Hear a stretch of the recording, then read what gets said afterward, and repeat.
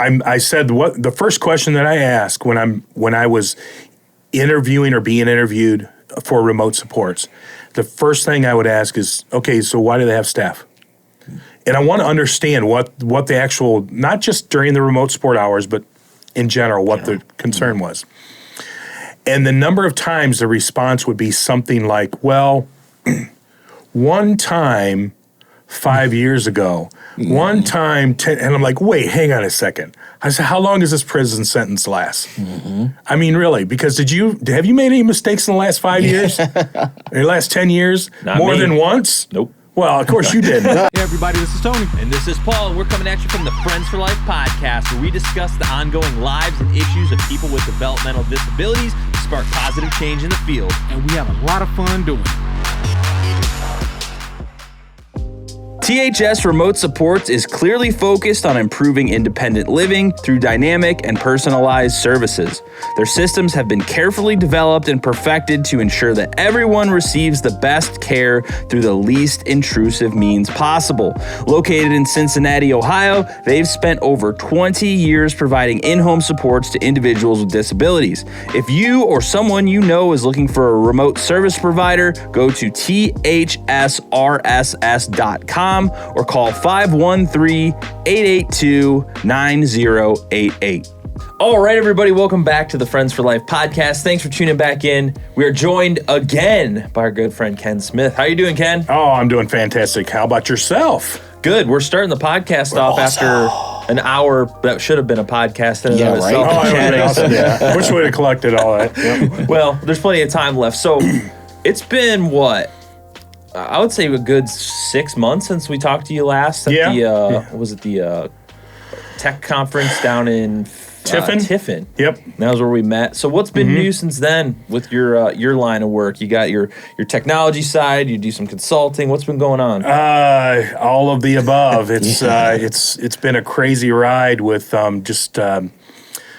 trying to keep up with all the new moving parts, keeping the plates spinning and up in the air and making sure none of them fall to the ground. Yeah. It's always a difficult challenge Yeah. that all of us have. We're right there with you on the podcast, Tony, trying to keep Friends for Life up and running. So last time we met, you had this cool claw thing that was a spoon and it fed people. What other technology you got going on right now? Because that was pretty awesome. I still love that thing. But yeah, it is. It's the Obi feeding robot, and actually that was part of a grant that I was working on with a company called Echoing Hills Village, which is a provider down in, I guess it's central eastern Ohio.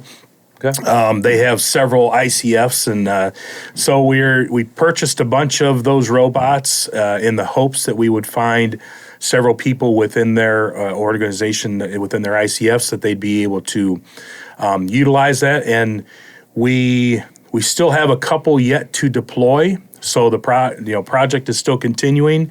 I actually just last week deployed two of them down in Warsaw, Ohio, for a gentleman that is going to be using that device both within his residential facility and then also in his day hab.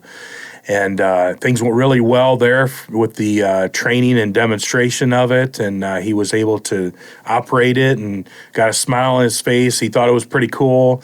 And which is, that's at the end of the day, that's really what it's all about is trying to marry that need that the people we serve have with the technology and then actually seeing it work out for them. So. Yeah, technology is, to a lot of people, especially for whatever reason in this field of disabilities, so intimidating.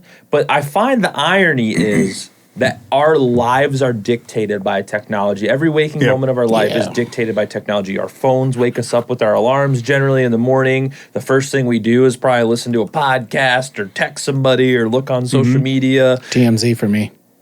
That's weird. Weird. But Random.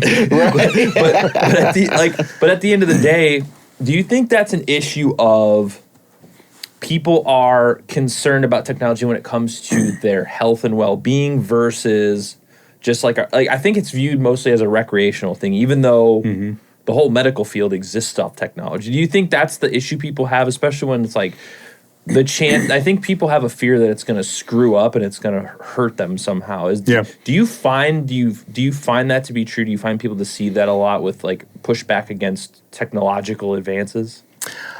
I think the answer to that question has a lot of different facets to it. So just grabbing a hold of one to start with is this, I believe we have within the industry this false sense of security that comes from the way things have always been. And what I mean by that is the direct support route that, well, if I have this concern that my loved one, if somebody isn't in the home or somebody isn't with them, that bad things will happen, even though there may not be any, the evidence that they have to that, there may not be any at all. It may be totally anecdotal or just fabricated. I think that feeds into a lot of it is, well, I just assume that the bad things won't happen because I feel better about somebody being there, even though we know that we can recite story after story. The same person may come to me and they may say, you know what, Ken, we want to look at this technology solutions, remote supports, or we want to look at some other type of tech because, and the reason that they're considering is because they can't keep staff in the home. They have this constant turnover or this frustration or unreliability or whatever the case is, right? I haven't been able to rely on them, or they tell me all of these really bad stories and then they turn around and they say, but we need direct support. Well, you just got done telling me that it's not working for you, right? So let's be open-minded to some other solutions that might be more reliable. It may not work, but at least be as reliable as what you currently have, and at the end of the day, maybe even help the person that we're serving, help them be more independent and be able to handle and make decisions for themselves that's beneficial, as opposed to somebody making those decisions for them all the time. Yeah, you know what? That makes a very good point, because when you're talking about adding more people to the equation, there's not this influx of people being created right now. No. The boomer lifestyle is not right now. Even the people that are growing up of age able to do this. But also, I think the technology portion of it, and interrupt me if I'm wrong, we can take that and manipulate it the way that we need it to, versus trying to change a person's mindset on how they need to interact with a person with a disability. Yeah. So I think that for myself is one form of looking at it. But let me put it like this for devil's advocate portions. If I'm a parent, am I looking at this as a replacement for a person, or am I looking at this as an assisted situation for a person? How would you talk to a parent who's like that? Like, I would say yeah, because you should look at it. It could be either. Right, but the first thing we need to do, and this is this is the challenge when it comes to the conversation that we have with families, with the whether it's county boards, whether it's providers, whatever the case is. This is the challenge that we have. Is this we've already established this false sense of security, but we need to address what that is. And part of that false sense of security has established what I would call an unrealistic expectation of the staff. Okay, so let me just give you an example. So let's say that I'm with the family and I say, what is your biggest concern? Why is there a staff person in this home for your loved one overnight? What's the biggest concern that you have that could happen, that you're afraid would happen?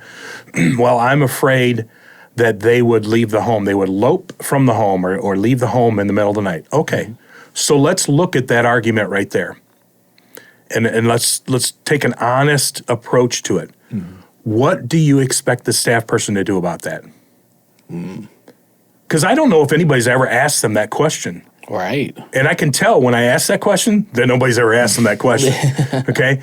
And they go, well, and what we're trying to do is I'm trying to bring to the surface the unspoken assumptions that they have built in their mind that have made that solution be the right solution. So they may look at that and they may be thinking, well, I'm expecting them to do what I would do. Well, they can't exactly do what you would do. They can't tell your son or daughter not to leave the home. Okay, that'd be a violation of their human rights, right? They can't bar the door. They can't lock the door. They can't do anything to stop them from doing it. Well, could they at least follow them when they leave that's a possible solution. I've heard that many times. You follow them at a distance so that at least somebody's there, they've got eyes on to make sure that nothing bad happens. And that will work great for that staff person. Let's say the person that's working there he's a young guy, maybe in his late teens, early 20s. He's going through college, So he's studying for his finals. So he's all jacked up on caffeine, and he's going to be up late anyway. So he's not going to fall asleep on the couch during this whole process or anything like that. So we don't have to worry about that, which is another one of those things that incidentally happens. And again, nobody asks the questions, what if the person's asleep and they elope from the home? But that aside, let's say that's who we have in the house. And you know what? He's young, he's full of energy, he can follow them all night long. And it's not a big deal, right? But then you know what he does? He goes and he graduates. And for some reason, he decides after he graduates that this just isn't the job path for him, that he wants to do something more with his life than be a DSP. Okay, that's just the decision that he made. And so he moves on. And now grandma, who just had a double hip replacement, she is the one that comes in to do the job. Have we reset the expectations of that person? If grandma can't get up off the couch fast enough to follow him at a distance, did she fail? Or did we establish some unrealistic expectations of what the staff person should do in that home? So the first thing we need to do before we ever talk about tech is we need to address how are we dealing with the situation now? And have we established a realistic or an unrealistic expectation on that staff person to accomplish the goal? Because let me tell you, with what staff can be paid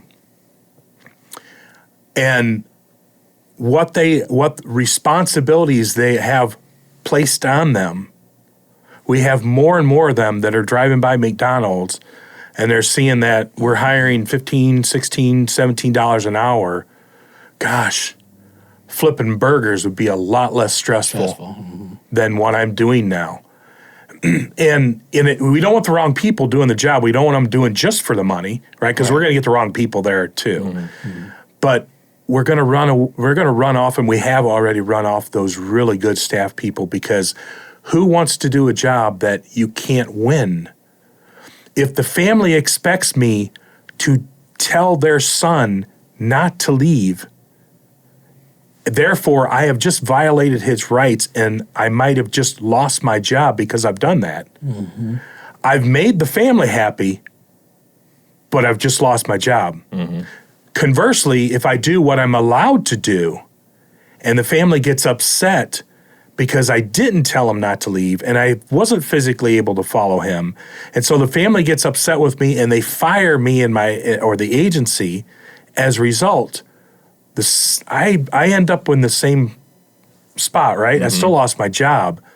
And it's really a no-win situation. We have to revisit how even direct supports are provided and what that expectation. A lot of that comes down to the families being educated on what those limitations are and accepting what those limitations are, And then who does that? Who provides that education? Well, here in Ohio, I would assume that would come from the SSA level, from the county boards. They need to also then provide that conversation. And so we need to have service coordinators who understand and are willing to look at the argument the same way I just addressed it there, because otherwise we can't. Unfortunately, we have, and I'm probably going to be upsetting some people who watching the podcast who are service coordinators or whatever, but social workers by and large don't like confrontation. Yeah, true. Right? Mm-hmm. We need some people that are willing to face some confrontation, to have those awkward conversations with the families, with the guardians, with the individuals. We have to have that, because otherwise we're just going to continue down this path of we keep throwing bodies at the problem. The bodies aren't the fix. We can't find enough bodies to throw at the problem. And we're going to turn so many people off to even being DSPs.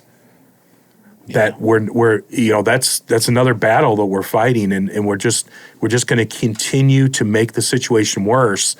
And I remember a conversation I had several years ago with Director John Martin of DODD. I had told him, I said, eventually we're going to reach the point where like services like remote supports, it's not an option. It's the only option we have. It's no longer an issue of, do you want this or do you want this? This is all you have, because we can't find enough people. Yeah. Well, I think a lot of the points that you brought up are good in that, people don't like having hard conversations, but that generally means that they need to happen. That's just a principle that I live by, is like, if everyone's like, if you're in the middle of a situation and there's people, everyone's coming to you and saying, oh, well, this is happening and we need to do something about it. I'm like, well, when's somebody going to tell the person that like the issue is about? Why are you telling me? Yeah. I don't care. Yeah. Like what? So I think people are in general scared to have hard conversations, even though they're insanely necessary. And I don't know if you guys have found from experience, they're usually not as bad as they are in your head. They never It's are. like, hey, we need to level. It might be awkward for 5 minutes, and it's like, all right, well, too bad. Move on. The Let's only go. time that I've seen them tough is when neither side wants to compromise. Yeah. And I think that there needs to be a compromise. We're literally dealing right now with a situation. I have to be very careful on how I word it. But it's a housing scenario, and everything about the housing situation for this individual has been kind of shaky from the landlord standpoint. Like the place where this person is staying is just not up to the standards that we would like it to be at. But like you said, the social worker standpoint of it has been very difficult because of the history of this person. Now, this person now wants to live in a setting with other people, but because of some history, the SSA is like, whoa, like, no, let's not do it. You don't forget this happened. And it's like, yeah, that happened a lot of years ago. People grow and people change. I mean, you wouldn't want me to continue bringing up when you didn't do something right 5 years ago. Yeah, I call that going historical. Yes. Yeah. And I like the phrasing of it. I'm gonna have to steal it. Well, yeah, it's I would agree in that situation. It's like, what did you do when you were 19 or 20 that you now are like, oh, Jesus, I can't believe I did that. And it's the same for people with disabilities. And there's always this otherness to people with disabilities. Like they get knocked down a notch. Like, let them speak for themselves. Making sure that individuals are reaching the goals they have set for themselves. That's one of the many goals of Assured Health Services. If you're looking for a residential care provider or searching for ADS services, Assured Health is your go-to place. Assured Health, helping others succeed. Learn more at assuredhealthohio.com or call 419-442-8066.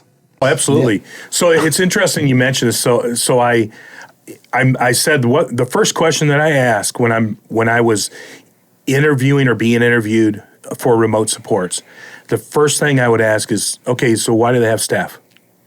And I want to understand what the actual, not just during the remote support hours, but in general, what the concern was. And the number of times the response would be something like, well, one time 5 years ago, one time 10, and I'm like, wait, hang on a second. I said, how long does this prison sentence last? I mean, really, because have you made any mistakes in the last 5 years? In the last 10 years? Not More me. than once? Nope. Well, of course you did. No, I mean, Paul's perfect. Because it's filtered through the beard. Yeah, right. I love it. But it's not realistic to expect that that somebody's not going to make mistakes. Here's the other thing that's also not realistic. It's not realistic to think that bad things aren't going to happen. That's And it hurt. That's the hard part of the conversation. right there. How do I know that something bad isn't going to happen? You don't. You don't. And nor any more than you know whether there's a person in that home, whether there's a camera in that home, or whether nobody is monitoring anything happening in that home. You have no guarantee that nothing bad is going to happen in any of those scenarios. You can have 10 people, DSPs, hovering over him. And probably the only bad thing is going to happen is they're going to start beating the bat snot out of the staff, because I would. Yeah, now you're irritated that there's Yeah. just so many people around you, and yeah. oh man, Yeah, so it's rulers. yeah. And so it's interesting. And the other thing that's interesting about that is, so when I would have these interviews, it wasn't uncommon for somebody to ask me, "Do you want the client to be there for the meeting?" Why wouldn't I want him to be there? Yeah.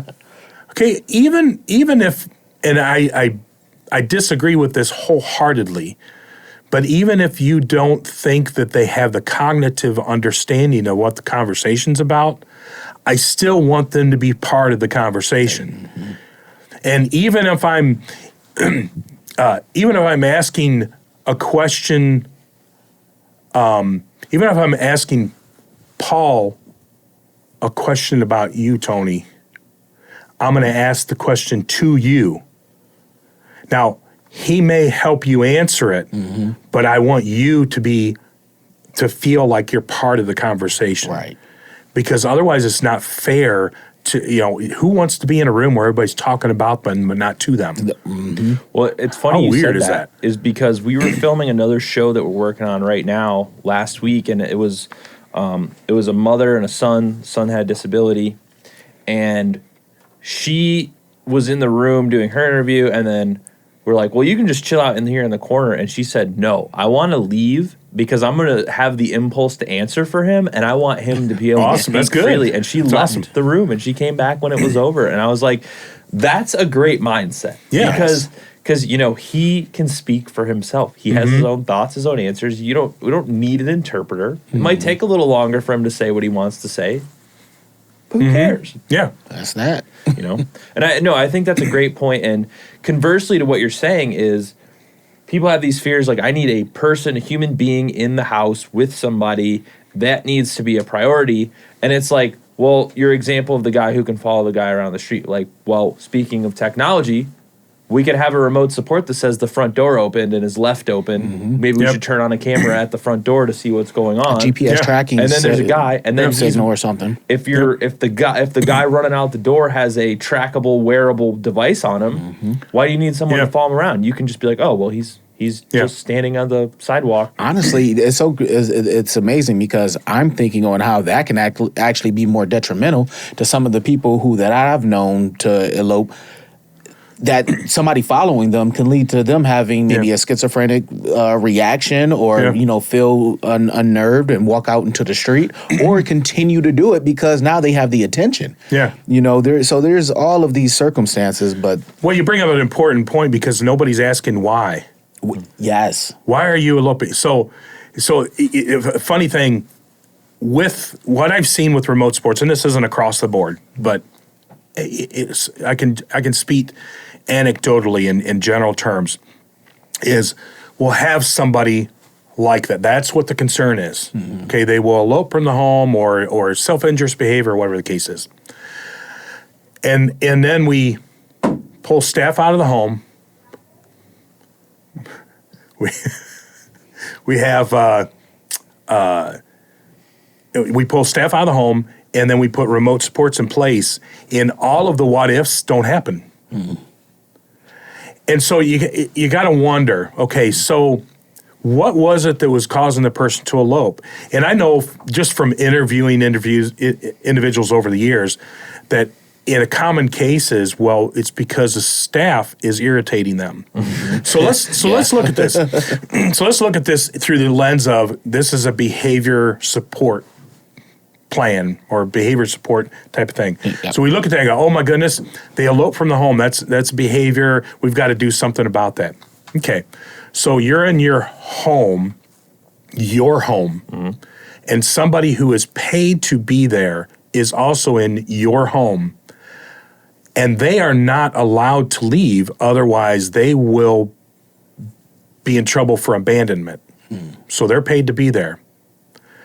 Yet their presence is irritating you. So isn't it pretty logical that the best solution for that is for the person who can leave to leave? Yeah. Duh. It's what I would do. And so, but we look at that and we look at it as a negative, and it's actually a positive. And to your point, maybe following that person down the road exacerbates the situation. Yeah. Because now I've left my home and I can't get away from this person who is irritating me. And it's nothing negative about that staff person necessarily. It could just be the fact that they need some breathing room and they don't want somebody hovering over top of them all the time. Yeah. And so that is their way of trying to decompress the situation and remove themselves from, in a very logical way, from what's irritating them. And so we see this decrease. We see the behaviors disappear, the quote behaviors disappear. And the reality is they were just, in a lot of cases, they were just acting normal. Yeah. Well, I like to read a lot of like philosophical stuff just because it kind of roots you back to like, oh, well, none of this is really that big of a deal at the end of the day. Yeah. And one of the quotes I was looking up, it says, man is not worried by real problems so much as his imagined anxieties about real problems. And I mean, that pretty much sums up what you were saying. And that I think about that quote all the time because I'll be like, we all get anxious. We all think, we are like, well, what's going to happen if? And I was like, likely will not happen. Like the scenario that you've spent hours making up in your head probably will not happen. And B, what happens if it does? It's going to happen. Whatever's going to happen is going to happen. Like that's the thing that I think a lot of people forget about in this time where we have access to pretty much anything all the time. Like we could talk about like, oh, Ken just invented this new piece of technology or he found out about it. I could go on Amazon right now, buy it. It'll be in my house tomorrow morning. Could even be in my house this afternoon. And nobody really has to worry about anything. So we're all making up crap to worry about all the time. And it's like, this is just another scenario. Like, well, what if there's nobody there to help my son? Like, well, there is. The technology is doing the same thing as a person. There's nothing to worry about. But like, what if it shuts down? It's like, well, it'll alert somebody and then we'll go fix it. And and that goes back to what you were saying, Ken. Like everything is going to have their ups and downs. I can't stand when I'm in meetings or even conversing with people about business. Like there's this expectation that when you start something or when something is new, that everything is just going to be this perfect run.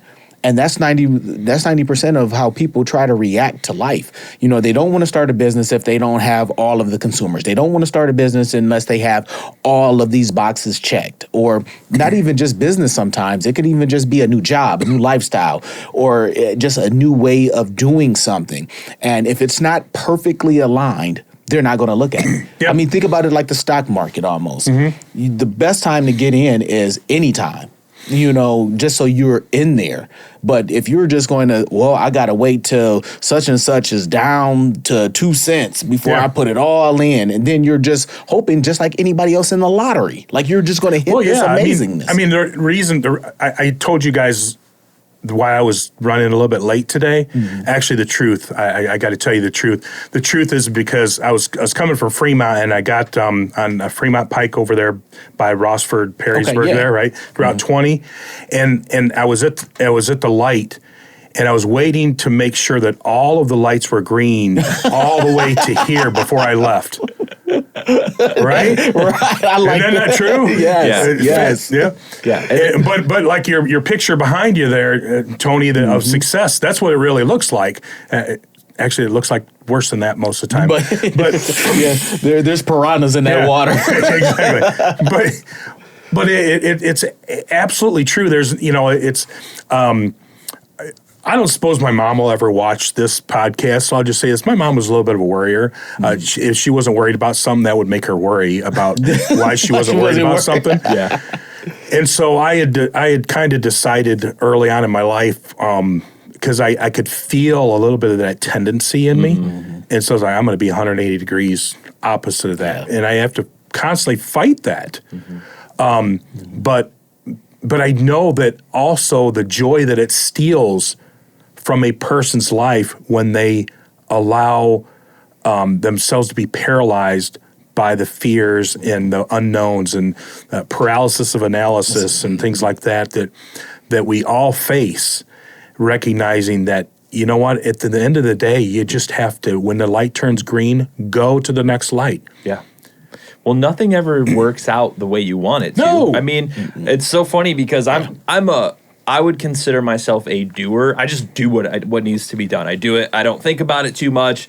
I was talking to you guys about this earlier. I'm trying to build my own business, and I'm like, I have no idea what I'm doing. I read business books every morning. Do you think I want to read books about business and marketing? They're the most boring books on the planet Earth. Yeah. But if you want to do something, you just have to make some sacrifices for things you don't want to do. And I think a lot of people, they're always this mindset that I find with everyone that's like, oh, well, they got lucky. Like, no, they got lucky on the 10,000th try. Yeah. I've already tried to do 3 or 4 other business ventures that just didn't work at all. Yeah. It's just like, well, if everything worked the way I planned, I wouldn't be here today. Yeah, you'd be on a boat. I'd be on a yacht somewhere. I would have been there a long time ago. And unfortunately, I wouldn't be serving the people that I'm serving today. And so things happen the way they're supposed to happen.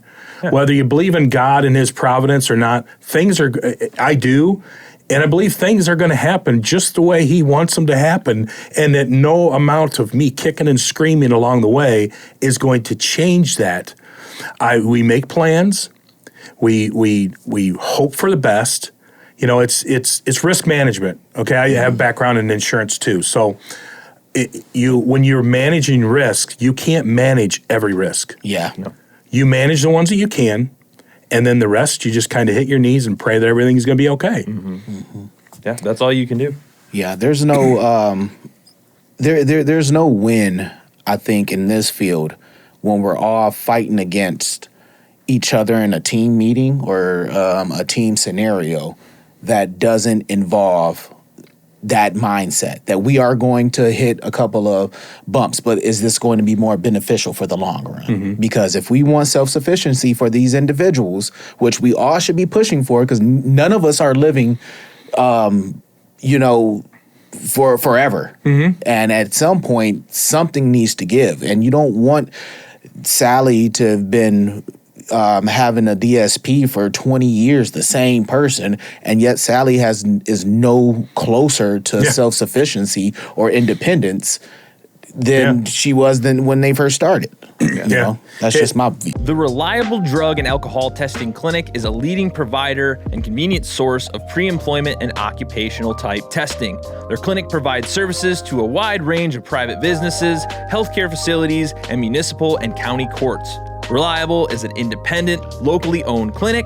As a result, they provide their services at a lower cost than the major hospitals, have faster turnaround times on test results, and eliminate the long waits typically incurred at these larger facilities. To learn more, visit reliabledrugtest.com. No, it reminds me. That's why I smile, because it reminded me of a story that I used to tell.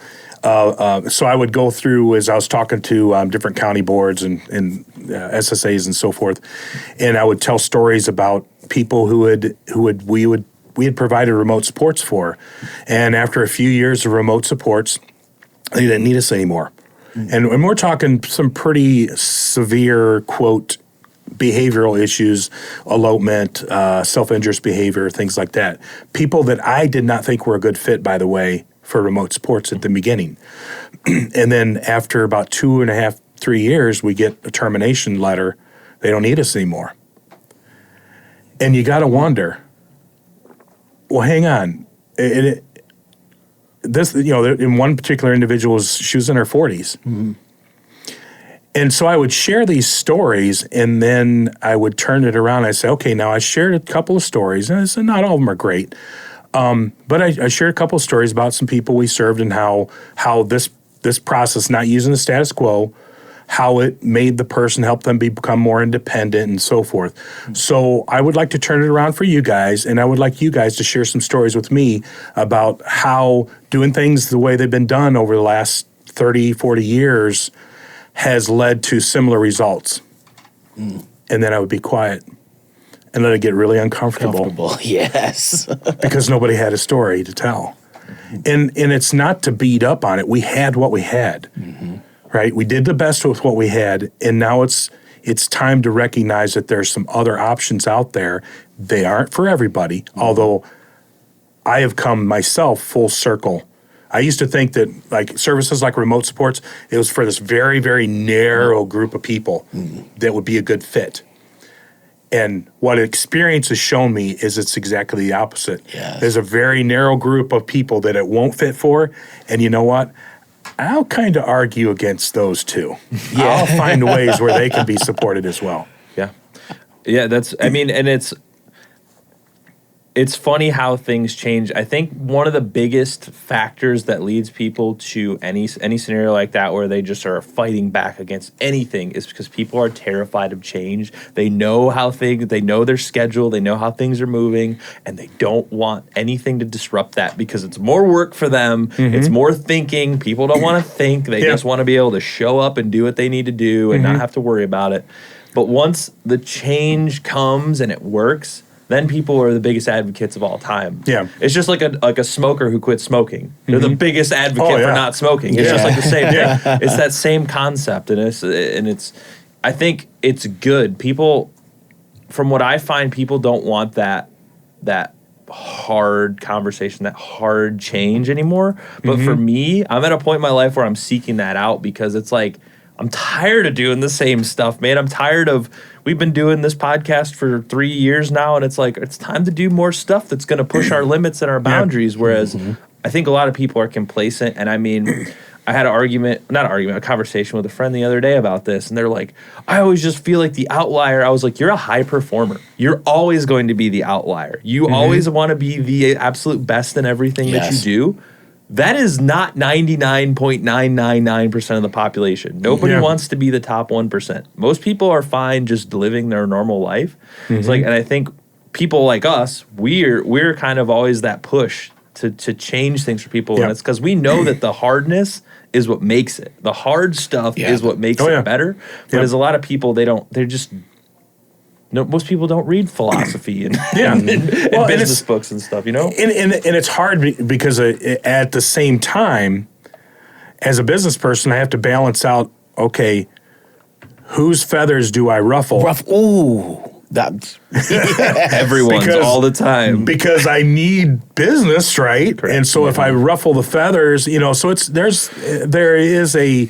an interesting dynamic because I feel like we really have to shake the system up. What's the term? The hot term is disruption, right? Yeah. We have to be disruptors for the way services are provided today, because if we don't, we're going to reach a point, and I think we're actually already at that point where the options are so limited. We have here in Ohio, and I'm sure in other states, we have a tsunami of individuals coming from youth programs into adult services that we have no way of supporting the way we currently support.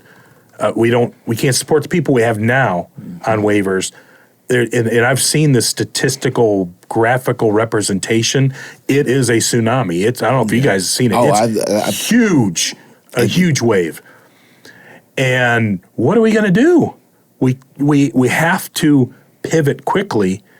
And and the sad part is in Ohio, we're ahead of the curve compared to all other states, and yet we're still way, way behind where we need to be. And That's scary. it is scary. Yeah, And so I mean- what's going to happen? I mean, are we going to start hearing conversations about going back to institutionalizing Look, and things like that? I swear, man, that is something that I've been thinking about for ever since the few years ago, that pandemic. Mm-hmm. I thought like There's a pandemic? When there weren't. at least I heard about it. Okay. I was trying to live under a rock personally, but the mindset, it was going back there. For one, the overuse of the provider program. I think when you create your own program, not to take away from anybody's options to be an entrepreneur, but for this field, you have to do it a little different. If you are in it just about the bucks, you're going to be disappointed because you're not going to get the same pay that you would if you were just a full-time certified salesman for somewhere. If you just sold cars and you put all your energy into that, I guarantee you would make a lot more money than you do here. But there's a customer service issue there because if you can't even be nice to a person that you're working one-on-one with and make them smile, what makes you think you're going to let complete strangers feel comfortable about what you're selling them? That's my small tangent on that. But the other part of it is the management of people has become so difficult. No one wants to listen to you anymore.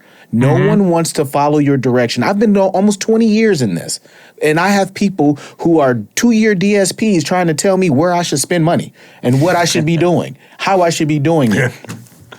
Tons of these books between management, leadership, and everything else. But then somebody who has a couple of years in being a site manager or something wants to tell me how I should talk to people. And I get exactly what you mean on roughing, what kind of feathers do you ruffle at that point? Because there are some people I just need to say, hey, that's not very smart. Let's stay on track. Yeah. Let's get to the end goal. And yes, I'm sorry I did interrupt you because I already know what you're going to say. I already know how the rules and regulations work. I know this, that, and the other. You haven't educated yourself on that level yet. So how about you educate yourself and then set a meeting with me, and then you can come up with all the facts. Hey, Tony, I went through this. This is what I'm seeing budget-wise. This is how I think we can do that. And then I would take your time and listen. But don't just talk off of the emotion because you don't want to have to work harder and work more. Yeah. And just act as if, oh, well, you're the gatekeeper of the money. If I had the money, 9 times out of 10, and any business book would tell you this, and any person with an MBA would tell you, if you're broke now, if I gave you $1 million, you're going to be broke later. It's just what it is. You have to change up here, the mindset, before you can do any of this other stuff. So that's where I get, I don't know, that's very passionate to me when it comes to, because I just never did that growing up. I never did that to any of the people who employed me. Yeah. If anything, I sat there bright-eyed and bushy-tailed listening to why they did things. Yeah. And if I didn't understand, I would ask. And although sometimes they didn't make sense to me, that's why I did my due diligence and I started my own company so I could do it the other way. It either worked or it didn't. So... Ooh, take that tangent. Bow. Yeah. So I'm ashamed to say that I was that way. No. I am that way. Yeah. So yeah, I was a pompous, arrogant young adult who knew it all, and over the years, I found out actually probably the best solution for me was I discovered something about myself. This is where you cue the emotional music. Okay. I discovered that I'm not very good, very employable. And because I always had ideas and I always wanted to move forward with those ideas and so forth. So that's a really bad tangent. Where'd that come from, man? The soul. But I am glad. I'm glad that you brought up the whole COVID thing because I've got a question for you guys. How, when it comes to providing support for individuals, this idea of around-the-clock helicopter support, did your eyes get opened at all about how necessary that was during COVID?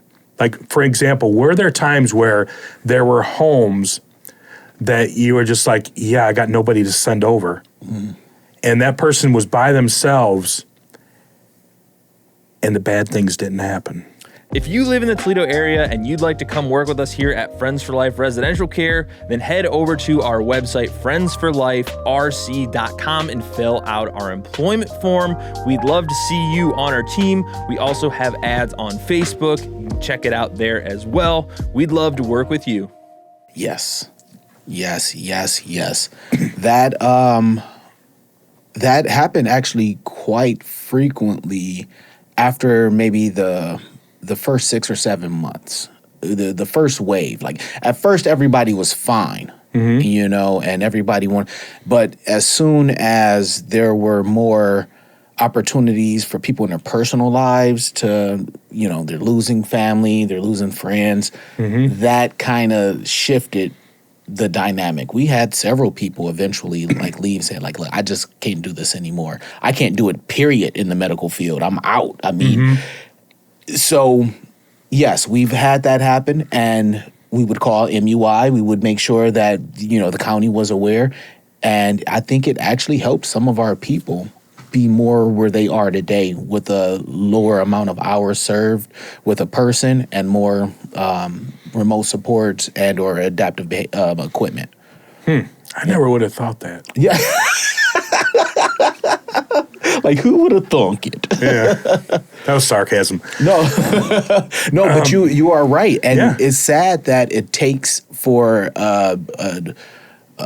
such a hell of an event to open the eyes of folks. Yeah. And I mean, and I think what's even, I don't want to say funny, but peculiar to me is some of those parents who we had hard times talking about having equipment and stuff in the home. They were very picky on the staff coming in. Well, were they vaccinated? Were they, do they have a certain type of mask? Have they even had it? And like, there were all of these questions, and it was like, hey, at this point, I mean, where do you want to go with it? How do you want this to go for your loved one? Yeah. Because you're saying you need this person there, but we don't have that person. And you can call any other agency that you want. Odds are they won't either, or they're not going to be there to your standard. But once they tried the equipment and seen it, and it was like, whoa, this isn't that bad. You know, and that short amount of time can be utilized elsewhere for somebody else who needs it more. Exactly. So we have a lot of people who have some pretty intensive needs, and we have a very, very limited resource of individuals who have the right heart for this job. I don't have the right heart for this job, so I'm not pointing to me. I'm saying that there's a very finite group of people that have the right makeup for this job, and they'll do it for $10 an hour. They'll do it for $15. You know, they'll do it for whatever their wage is because their heart's in the right place. We need to allocate those resources, those limited resources, to those people who really, really need it, and quit throwing mud on the wall to cover for those hours that it really isn't necessary, that there's other solutions available.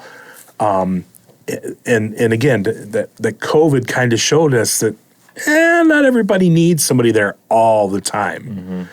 And the roof isn't going to cave in if somebody isn't there all the time, and all the bad things. And you know what? Jimmy might make some good decisions for himself, or he might make some bad decisions, just like everybody else. Yeah. And who knows? He might even learn from those, just like everybody else. Well, yeah, sometimes the bad decisions are the best ones because yeah. you're like, well, I'm not doing that again. Yeah. Because it's like the first time you get that tax bill when you think you're a hot shot running a business and you're like, oh, wow, I really messed that one up. I need to be better at this. The screw-ups are where you learn. Nobody learns by doing everything right all the time. But, I mean, that's just what it is. And I think why is it, my hard part is why is it so different with people with disabilities. I mean, I just that's what drives me nuts. Is like even people I know, they know I work in this field, and they're like, "Oh, you just talk to them just like you're talking to somebody else." I'm like, "Well, yeah, I'm not going to be like, hi, mine. Would you be mad if I talked to you like that? Yeah, it would be annoying as heck." You know what the hell is funny to me? People don't realize, or they forget, like, people with disabilities have to have some of the thickest skin ever. Like, they grew up in a world that was not designed for them. Yeah. And we sit here and we're trying to pity party something that they've already accepted. Yeah. You know, and then, I mean, because most of the individuals that we service have been born this way, or it goes back so far that they don't remember anything different. Yeah. So it's just, man, let me stop before I start talking all mean. It's okay. We can edit that out. No, we can edit it. Tony's nice again. We don't ever edit anything out. Yeah. Well, Tony, what do you think about playing a little game? I do. I think we should. Oh, and it's gosh. called Rapid Fire. You're a veteran. You already. Yes. If you I didn't am? know, now you know. Oh. Rapid Fire is 3 questions that I ask in a would you rather scenario. The quicker you answer them, the better it is. But hey, I go off on weirdness. We know. Well, at least I do. All right. Are you ready, sir? No. Nope, you're going to have to be. All right. I like the honesty. Yeah, right. Would you rather pay off your student loans or buy a house? Buy a house. Easy. I don't have any student loans. Oh, woo. Me neither. Me neither. Look, man, we can start a business just off It's of weird that. because I did this thing. I paid as I went. I know. me It's too. weird. So Hey, well, anyway. he did too. Well, is that too controversial? I just Sorry. didn't go.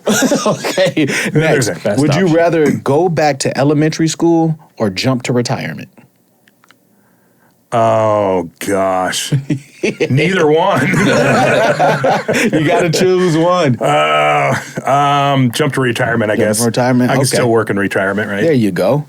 All right. Would you rather have no one show up to your wedding or no one show up to your funeral? No one show up to my wedding. Yeah, smart move. So funny story there because we didn't invite anybody to our wedding. Neither did I. We had like 3 people there. Same. Wow, we have a lot in common. We're all just weirdos. Well, and No, speaking of, everybody else is weird. Let's be clear. speaking of in common, Ken and Paul, you both are like avid outdoorsmen. You guys were kind of talking about this hunting and all of that stuff. Me? Yeah. No way. Yeah, I mean, what would give anybody that thought?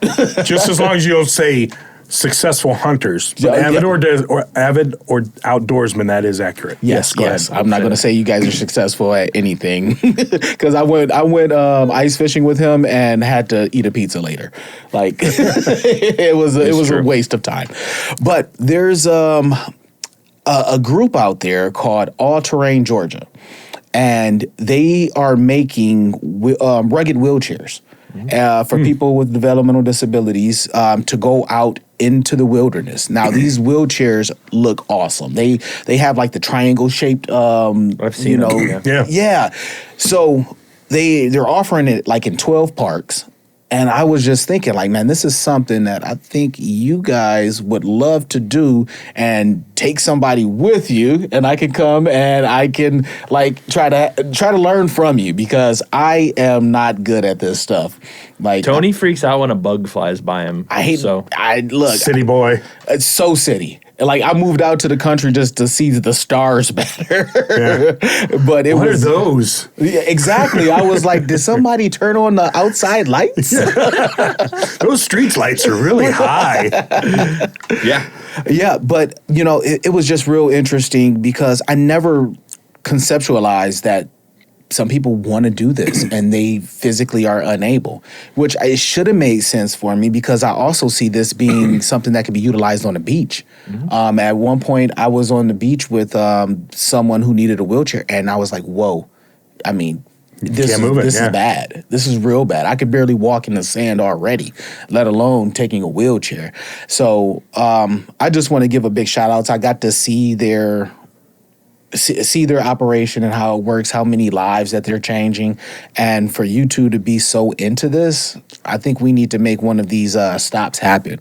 I mean, That'd be cool. You know, you bring this up, and it almost makes me want to make an announcement. So one of the things that I've been planning on doing is a podcast like this, but what we want to do is review different types of technology that are designed either specifically for people with developmental disabilities or things that people are using that are designed for the general public, that are people are using for supporting or themselves, Right. or supporting people with developmental disabilities, and kind of reviewing them from that perspective.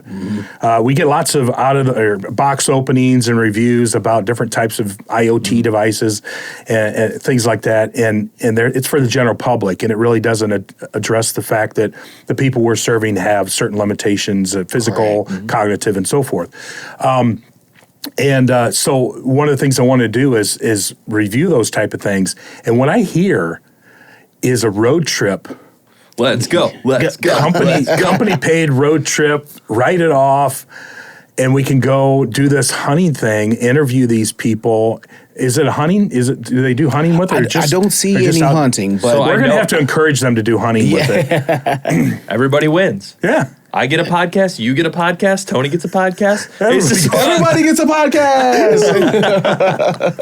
Yeah, I think that's a good plan. I think we should make that happen. Yeah. All right. Well, I got cameras, you got microphones. hey, y'all heard it here first. It's on wax. All right, well, Ken, man, always a pleasure to talk to you. Yes. Oh, my pleasure. So before we head out, is there anything besides, well, you just announced the podcast, which is cool. We've been talking about that for a while here before we got started here, but anything else you're working on that you want people to know about, or anything cool stuff coming up? There's two different businesses. There's Ability Tech, which is my consulting business, and I'm working with anywhere from provider agencies to help them discover how technology and assistive technology can benefit them in their service model, all the way to the state level. I'm currently working with the department on with their developmental centers and as a tech first consultant.